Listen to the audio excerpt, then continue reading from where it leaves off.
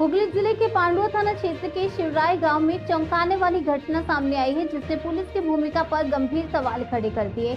आरोप है कि ग्रामीण पुलिसकर्मी ने रात भर एक समारोह में मदिरा पान करने के बाद स्वयं गाड़ी चलाकर पांडुआ की ओर रवाना हुई, लेकिन शिवराय गांव में प्रवेश करने के बाद उन्होंने नियंत्रण खो दिया और पहले एक महिला को फिर एक अन्य व्यक्ति को टक्कर मार दी और अंततः एक पेड़ से जाकर गाड़ी भिड़ा दी। दुर्घटना इतनी भीषण थी कि स्थानीय लोग तुरंत दौड़कर आए और घायलों को बचाया। उन्हें मगरा ग्रामीण अस्पताल ले जाया गया। वहां से एक व्यक्ति को प्राथमिक उपचार के बाद छोड़ दिया गया, लेकिन गंभीर रूप से घायल एक बुजुर्ग महिला गौरी मालिक को चुनचुड़ा इमामबाड़ा सदर अस्पताल में स्थानांतरित किया गया। इस घटना के बाद एक और चौंकाने वाली बात सामने आई है। जिस गाड़ी से दुर्घटना हुई थी उसके पास ना तो फिटनेस सर्टिफिकेट था, न वैध बीमा और न ही टैक्स का भुगतान किया गया था। यानी पूरी तरह से अवैध दस्तावेजों वाली गाड़ी सड़कों पर दौड़ रही थी, वह भी एक पुलिसकर्मी के हाथों। इससे स्थानीय लोगों में जबरदस्त आक्रोश फैल गया। सवाल उठाए जा रहे हैं कि जो पुलिसकर्मी आम जनता के कागजात जांच कर चालान काटती है, अगर उनके अपने वाहन के कागज ही वैध नहीं हो तो वे कितने योग्य हैं। ग्रामीणों के एक वर्ग ने कहा कि ये घटना पुलिस की निर्जल और गैर जिम्मेदाराना रवैया का स्पष्ट प्रमाण है। प्रशासन की ओर से अब तक इस घटना को लेकर कोई कदम उठाया गया है या नहीं, इसकी जानकारी नहीं मिल पाई है।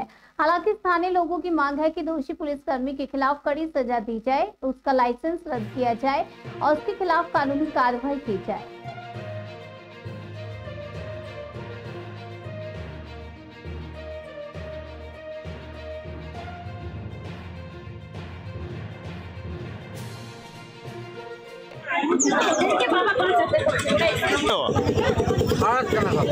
তোমার এত নেশা কি করে হলো তোমার?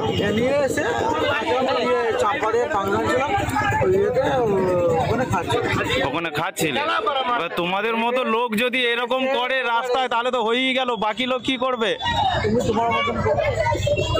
ধরো বাকি লোকগুলো তো তোমার দেখা দেখি সবাই মদ খেয়ে এরকম অ্যাক্সিডেন্ট করবে, তখন কি হবে? তারা আসতে পারছো না, তুমি তো দাঁড়িয়ে কোথাও দাঁড়িয়ে রেস্ট নিতে পারতে। এবার এই যে এত বড় ক্ষতি করলে, বুড়িটার ওই ছেলেটা কোমরে লেগেছে। মিথ্যে কথা বলবি না।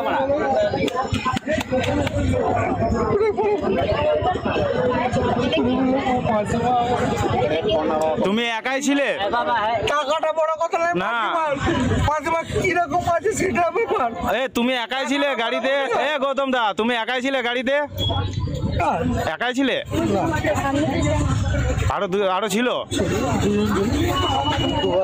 ওরা আবার দেখেছি, আমি ঠাকুর পরিষ্কার করছিলাম আর আমার ওপর ছেলে একটা পুজো দিয়ে আসছিল। পুজো দিয়ে আসার পর তখন আমি বলছি যে কি হয়েছে, তখন আর কেউ কিছু কথা বলছে না।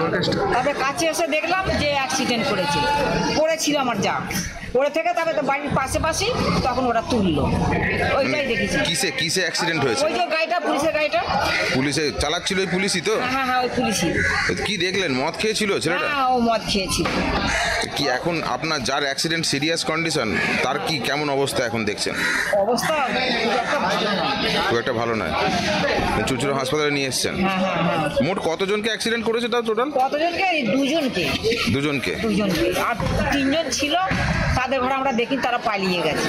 মানে কি গাড়ি কি বাড়িতে ঢুকে গেছিল? একদম বাড়িতে বলছে এদিক ওদিক করছে, এরকম করছে। মানে গাড়িটাই গাছে ধাক্কা মারতো, গাছে না ধাক্কা মেরে ওই আমার যাকে ধাক্কা মেরে তারপরে গাছে মেরেছে। তারপর গাছে মারি। আবার আর একটা ছেলে ছিল, সেই ছেলেটা ছুটে এলো, ওকে আবার মেরে দিল, সাইডে ফেলে দিল। পিঠটা হাসলে গেছে আর মাথায় চোট লেগেছে আর এই পাঁজরাতে লেগেছে। ওই যে জায়গাটা হয়েছে, ওই জায়গাটার নাম কি? গ্রামটা শিবরাই। বলছি কি গাড়ি নিয়ে আসছিল? কখন আসছিল? কোথা থেকে আসছিল জানতে পেরেছিল?